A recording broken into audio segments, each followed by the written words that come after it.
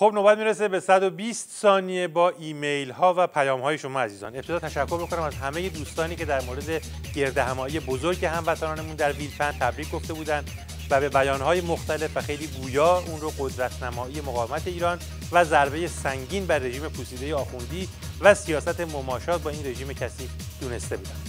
دوست عزیزمون علی لی اگه درست تلفظ کرده باشم، خیلی ممنون به خاطر عکس‌های جالبی که فرستادین. حسین لشکری ممنون از شعر قشنگت و از اون مهمتر و قشنگتر یقینت به پیروزی و اینکه به قول خود جوانان مصمم این مرز و بوم در پی آزادی هستند. دوست گرامی میم راهی نوشته‌های قشنگتون رسید. سلیمان عزیز خیلی ممنون بابت طنزهایی که فرستاده بودی، خیلی خوب بودن و استفاده کردیم ازشون.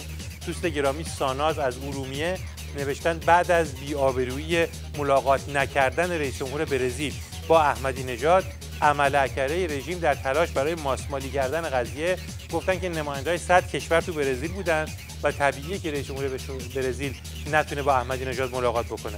گفتن اگر این طبیعیه، آیا اون تظاهرات مردم برزیل هم علیه احمدی نژاد طبیعی بود؟ علیه بقیه هم تظاهرات شد. مسعود کنوز عکسی فرستاده و نوشته که این معنی واقعی تلفن همراه، هم تلفن‌تره و هم همراه‌تر. امین از کرج کاریکاتورهای جالب رسید، خیلی ممنون. مهدی از تهران نوشته با گرم شدن هوا و شروع فصل تابستون سگ‌های هار انتظامی دوباره ول شدن تو خیابونا برای ایجاد مزاحمت برای نوامیس مردم. اما مهدی نوشته که جوان‌های ایرانی درس‌های زیادی دارند که به مزدوران انتظامی تو همین صحنه‌ها هم بدن.